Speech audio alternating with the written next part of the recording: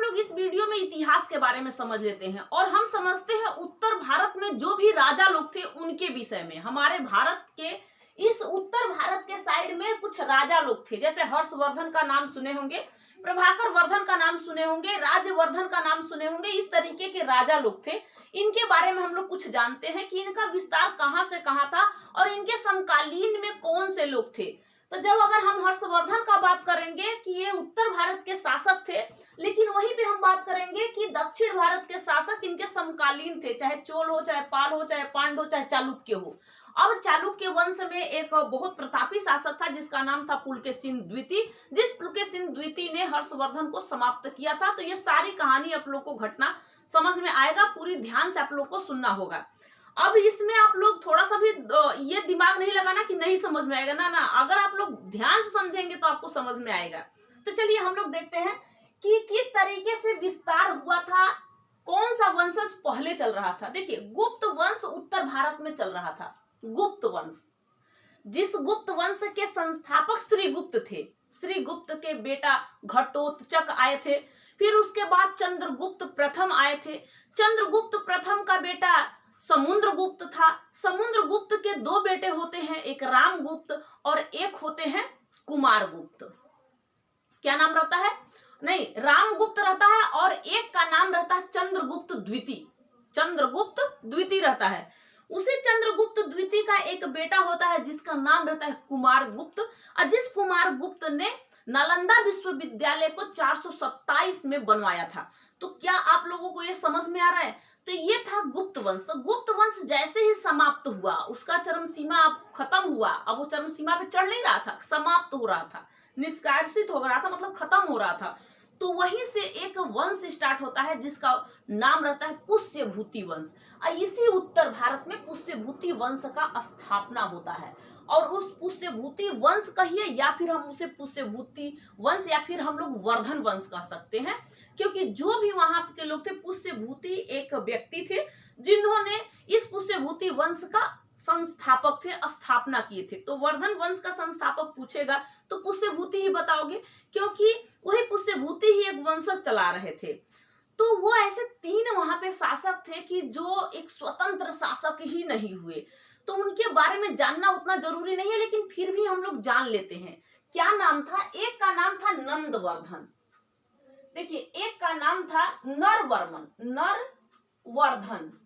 देखिए, नरवर्धन थे।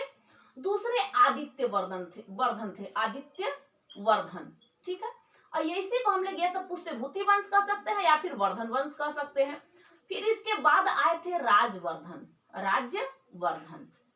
इन लोगों का जो समय काल अगर कहा जाए कि इनका समय काल कितने तक चल रहा था, तो इनका 505 से लेकर के लगभग 580 तक, मात्र 80 तक, इतने तक इनका समय काल चल रहा था। लेकिन ये लोग सिर्फ महाराजा बन करके रह गए, ये स्वतंत्र शासक नहीं बने। जिस तरीके से कहीं युद्ध किया जाए, स्वतंत्र शासक बन जाए लोग, यहाँ पे हम स्वतंत्र शासक हैं और हम किसी से युद्ध कर सकते हैं, तो ऐसा ही लोगों के मन में विचार ही कभी नहीं आया। ये चुपचाप बैठे रहे और बस एक महाराजा बन करके महाराजा की उपाधि धारण कर लिए।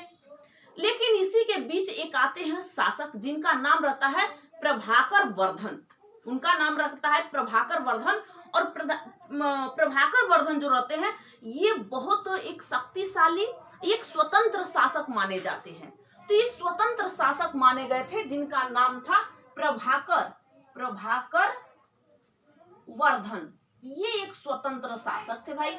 तो ये 580 से लेकर, देखिए 580 से लेकर के ये लगभग 606 तक चले, 605 तक चले थे, क्योंकि इनका मृत्यु 605 में हो जाता है।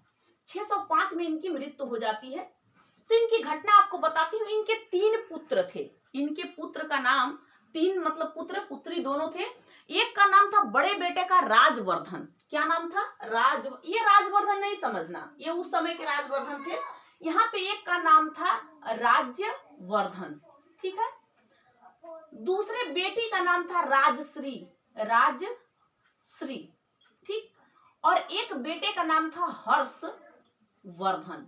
ये 3 के 3 इनके पुत्र पुत्री थे। 3 के 3 इनके पुत्र पुत्री थे। ये तीनों भी भाई देखिए, हर्षवर्धन के विषय में तो आपको पता होगा कि ये बहुत ही प्रतापी शासक था। कैसा शासक था? प्रतापी शासक था, इसके विषय में आपको पता होगा। लेकिन जब इसके पिता प्रभाकर वर्धन की मृत्यु हो जाती है, जब इनकी मृत्यु हो जाती है, तब राजवर्धन जो है कि 506 में इसी थानेश्वर इन लोगों का क्या था? थानेश्वर इसकी राजधानी थी। पुष्यभूति वंश का या फिर वर्धन वंश का राजधानी थानेश्वर थी, आई हरियाणा में है। तो वहीं पे ये लोग अपना राज चलाते थे, राज सिंहासन पर बैठे थे। कुछ एरिया इनका था, ये भी बहुत बड़ा अपना साम्राज्य स्टार्ट कर दिए थे। लेकिन कुछ समय के बाद इनकी बहन का शादी जो हुआ था, इनकी बहन का शादी हुआ था किससे?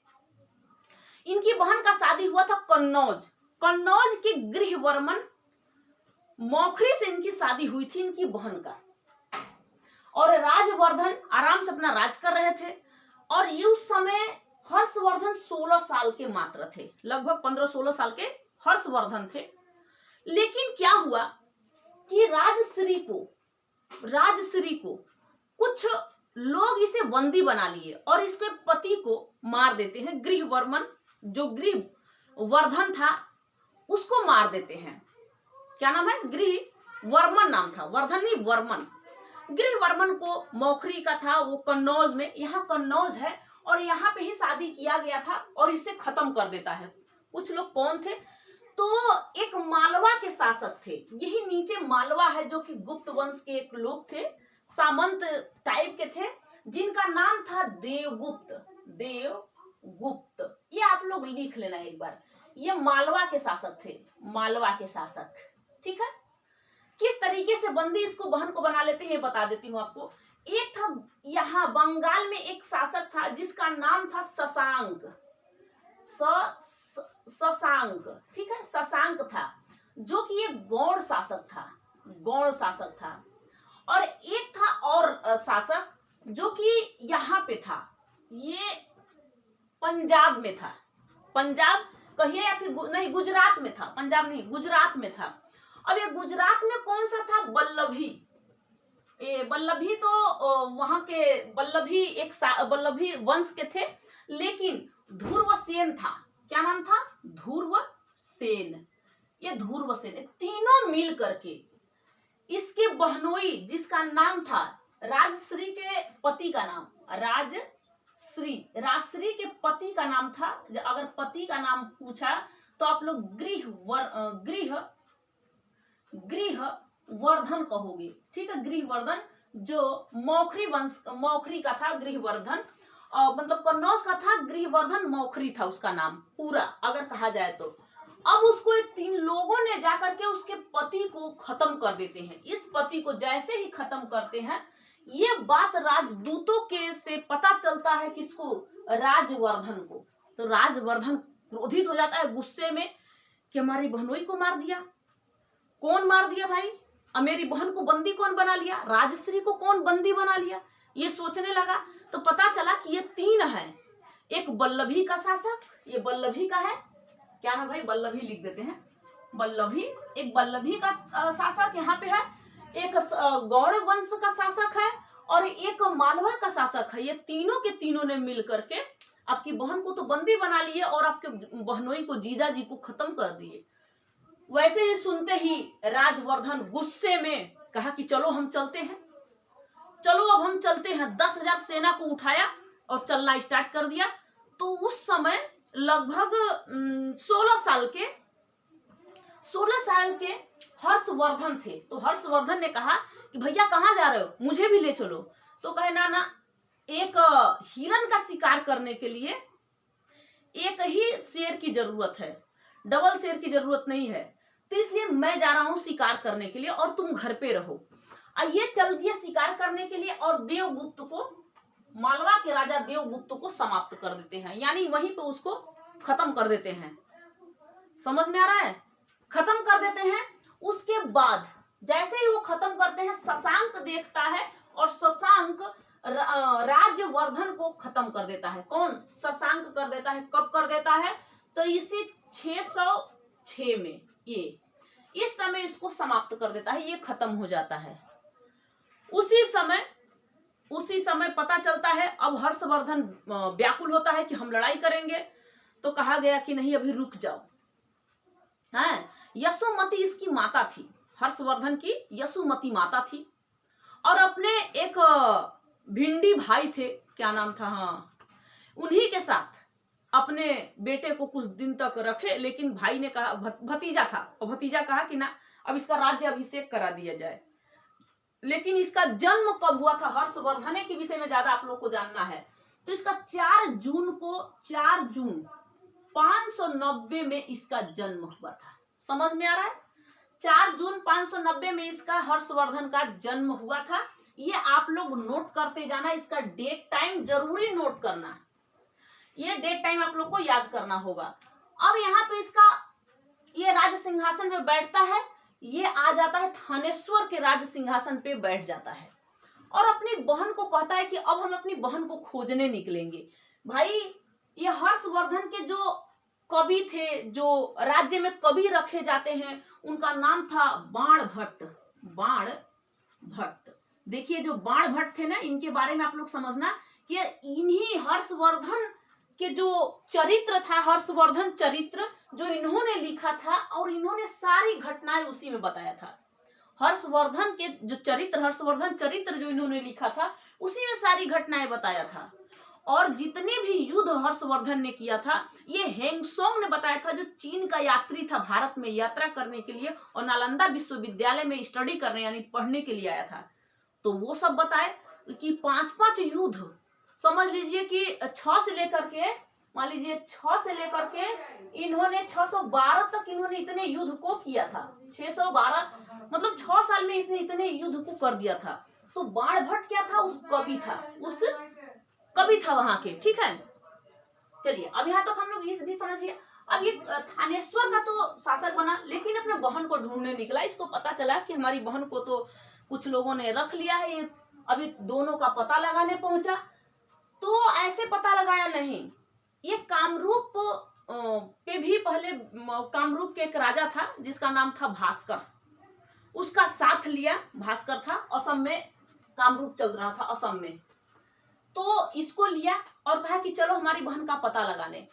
तो ये एक बौद्ध सन्यासी मिला उसको, जिनका नाम था दिवाकर। क्या नाम था? दिवाकर। ध्यान रहे, दिवाकर। ये दिवाकर मित्र था। ये क्या किया कि इसने बताया कि आपकी बहन इस समय जंगल के तरफ जा रही हैं, और वो भी सती होने जा रही थी। कह रही थी जब मेरा पति खत्म हो गया, भाई इनका पता नहीं है, तो हम जा रहे हैं सती होने। किसी तरीके से इस गौड़ के और यहाँ बल्लभी से निकल करके वो जा रही थी भागते हुए, और अपना शरीर को त्याग करने के लिए। और वैसे ही जब दिवाकर ने बताया, और तब ये जिनका नाम था हर्षवर्धन पहुंचे और अपनी बहन को अस्थाई ला करके कन्नौज में छोड़ दिए। ये है कन्नौज। कन्नौज, इस कन्नौज में ला करके उन्होंने कहे कि आप सिंहासन पे बैठ जाइए, और शशांक को भास्कर के साथ मिलकर, भास्कर वर्मन के साथ मिलकर के, क्या नाम था, भास्कर वर्मन के साथ मिलकर के, दोनों लोग मिल करके इसे समाप्त कर दिए। किसको? इसे समाप्त कर दिए। तो पहला तो युद्ध इसने कर लिया। ये सबसे बड़ा दुश्मन था, क्योंकि भाई तो मार दिया था देवगुप्त को, मालवा के शासक को राजवर्धन ने राजवर्धन को मार दिया था शशांक ने। समझ में आ रहा है? शशांक को मार दिया था हर्षवर्धन ने। तीनों का माजरा समझ में आपको आ रहा है? ये पूछा जाएगा, ये आपको बताना होगा, इसमें और कोई वो नहीं है कि आपको नहीं बताया जाएगा। तो राजवर्धन का हत्या करने वाला कौन था? शशांक था। राजवर्धन ने हत्या देवगुप्त का किया था, और शशांक का हत्या करने वाला हर्षवर्धन था। इस तरीके से हत्या किया। फिर इसने क्या किया कि अब बल्लभी दिखा, ध्रुवसेन दिखाई दे रहा। ध्रुवसेन को जाकर के यहाँ पे भी पराजित इसे किया था, इसे यहाँ पे भी पराजित किया। और पराजित करने के बाद कुछ समय के बाद अपनी बेटी, इसी के बेटे से शादी अपना बेटी का कर देता है, इसी ध्रुवसेन के बेटे से शादी कर देता है। ठीक है, उसके बाद कामरूप पे विजय पाता है। कामरूप यहीं पे असम में है, जो भास्कर को पराजित करता है। तो इसने कहा कि अरे सरकार, हमने तो आपका साथ दिया था हुजूर, आपका तो हम साथ दिए थे। जब आपको बहन खोजने का बात हुआ था, शशांक को मारने का बात हुआ था, तो हम तो साथ दिए थे आपका। तो कहे कि अच्छा ठीक है, चलो अधीनता स्वीकार कर रहे हो ना? हाँ अधीनता स्वीकार कर रहे हैं। इसको भी, ध्रुवसेन को भी अधीनता स्वीकार कर रहे हो, सबको अधीनता स्वीकार करवा के कहा कि चलो ठीक है। तो कामरूप पर भी विजय पाया था, पंजाब में भी इसने विजय पाया था, और ये अपनी बहन को लेकर के आया और कहा कि बहन आजा, अब यहाँ पे बैठ जा, आराम से बैठ जा, अब कोई दिक्कत है? तो बहन कही कि ना ना भैया, अब मैं नहीं बैठूंगी, अब यहाँ पे आप अब मेरे साम्राज्य को चलाइए। अब उसने क्या किया कि ये जीता इधर, ठीक है, ये इधर इस तरीके से नर्मदा नदी तट, ये पूरे उत्तर भारत का शासक हर्षवर्धन बन गया। अब आपको समझ में आया कि उत्तर भारत का, क्योंकि उसने थानेश्वर हटा करके राजधानी कन्नौज बना दिया।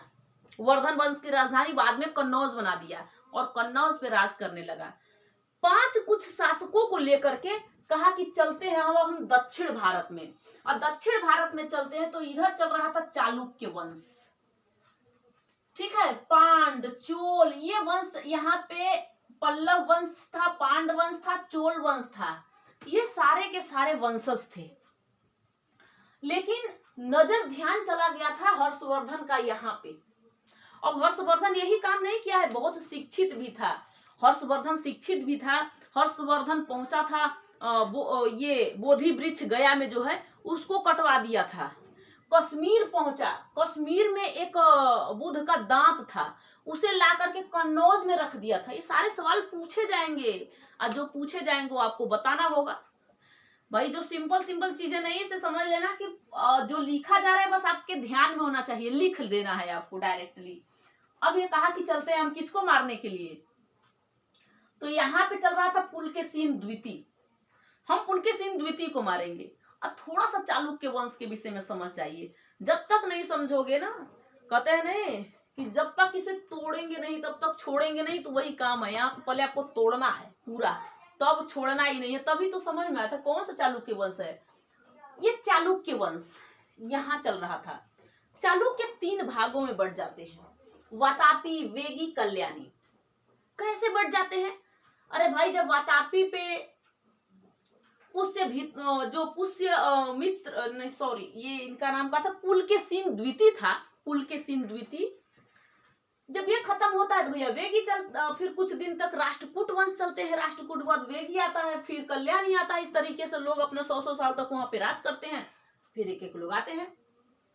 अब हम लोग थोड़ा सा समझ लेते हैं, कैसे समझेंगे चालुक्य वंश के विषय में। यहाँ पे चालुक्य वंश, चालुक्य वंश के जो संस्थापक अगर कहे जाएंगे तो जयसिंह कहना। कौन? जयसिंह। जयसिंह का एक बेटा रहता है, रणराग था, रणराग, इसका नाम रणराग था। रणराग के बेटे का नाम था पुलकेशिन प्रथम, पुलकेशिन प्रथम। समझ में आ रहा है? पुलकेशिन प्रथम, पुलकेशिन प्रथम का एक बेटा रहता है कृतिवर्मा, कृतिवर्मा। समझ में आ रहा है? कृतिवर्मा रहता है। कृतिवर्मा की जब मतलब हटता है तो मंगलेश था, मंगलेश, क्या नाम था इसका? मंगलेश। तब आता है पुलकेशिन द्वितीय, सॉरी पुलकेशिन द्वितीय, ठीक है। अब आता है पुलकेशिन द्वितीय। अब हम लोग देखते कैसे है, देखो चालुक्य वंश चल रहा था। चालुक्य के जो संस्थापक जयसिंह थे, जयसिंह के बाद रणराग आए थे और पुलकेशिन प्रथम, अब ये भी उसके समकालीन चल रहा था। अब समकालीन कैसे चल रहा था? 535 से लेकर के इसका समय काल चल रहा था 566 तक का। अब इसके समकालीन था कि नहीं? जब ये लोग आए तो इसके समकालीन ही मान सकते हो। अब जैसे ही रणराग ने पुलकेशिन प्रथम को कहा कि आप बैठिए गद्दी पे बाबू, आप बैठिए, क्योंकि ये देखिए पुलकेशिन द्वितीय, पहले ऊपर से पढ़िए। जयसिंह था, जयसिंह का बेटा रणराग था, रणराग का बेटा पुलकेशिन प्रथम था, पुलकेशिन प्रथम का बेटा कृतिवर्मा था, वर्मा और एक मंगलेश दोनों भाई थे। और ये पुलकेशिन जो द्वितीय था ना, ये इसके भतीजा था, ये चाचा मंगलेश थे। समझ में आ रहा है? अब कहा कि हम लोग आपस में मिलजुल के रहते हैं, लेकिन मिलजुल के कहाँ राजा रहते हैं। जब ये लोग मरते गए तो पुलकेशिन द्वितीय ने अपना अखाड़ा लग रहा है बना दिया, अपना सिंहासन बहुत तेजी से बढ़ा दिया, आगे तक एकदम उसी का राज चल रहा था। अब इसी समय हर्षवर्धन कह रहा है कि हम चलते हैं कहाँ पे, दक्षिण भारत में, और दक्षिण भारत में हम वहां पे राज करेंगे। और सोचा कि हम चलते हैं तो क्या करेंगे कि 5 ऐसे शासकों को लेकर के पहुंचा। 5 शासकों को जब लेकर के पहुंचा था कि चालुक्य वंश के पुलकेशिन को खत्म कर रहे, पुलकेशिन द्वितीय को खत्म करते हैं, तो वहां पे आया और ये बात खबर पता चल गया पुलकेशिन द्वितीय को। वैसे ही ये यहाँ तक जा करके और हर्षवर्धन की हत्या कर देता है। तो 647 में इसकी हत्या हो जाती है। इसकी ये सब एहोल में, एहोल अभिलेख है, ये सारे के सारे बाणभट्ट बताते हैं। ताम्रपत्र रहते हैं बहुत सारे, इन सबों में लोगों का पता चलता रहता है। तो इस तरीके से पता चला। तो क्या आप गुप्त वंश के समाप्ति के बाद पुष्यभूति वंश समझ में आया? पुष्यभूति के बाद क्या आप लोगों को इस वर्धन के बारे में समझ में आया? वर्धन वंश में जितने भी शासक थे पूरे के पूरे मैं आपको बता रखी हूँ, और ये आपको लिखना है जितने भी हैं, चाहे वो ये आपको उतना जरूरी नहीं है, लेकिन फिर भी आपको ज्यादा अगर गहराई से पढ़ना है तो आपको यहाँ तक समझना होगा। गहराई में जानी है तो कहा जाता है ना कि नहीं ना, ये छोटे छोटे चीज, जैसे कि आप लोग छोटा कोई पुलिस का कुछ भी पेपर ऊपर देने जा रहा था, इस तरीके का चीज में आप लोगों को ये चीज नहीं पूछा जाएगा, क्योंकि गहराई वाली बात है, ये गहराई में घुस के आदमी पढ़ाया है। और यहाँ वाला जो है ना कि मतलब ऊपर थोड़ा सा बताया गया है, हर्षवर्धन के विषय में सभी लोग जानते हैं, तो इसलिए हर्षवर्धन की पूरी कहानी, पूरी घटना आपको समझ में आया होगा। अब इसके बाद आप लोगों को पूरी उत्तर भारत की जो राज्यों के मतलब राजाओं के बारे में बता दी हूँ। और मैं दक्षिण भारत के राजाओं के बारे में, जिसको मैंने लिखा है चालुक्य हो, और इनके बारे में पूरा अच्छे से विस्तार से यहाँ पे चोल पांड जो है इनके विषय में मैं नेक्स्ट वीडियो में बताऊंगी। यहाँ तक तो आपको समझ में आ गया होगा। उत्तर भारत आज इतिहास इसमें खत्म मैं करती हूँ, चलती हूँ। जय हिंद, थैंक यू।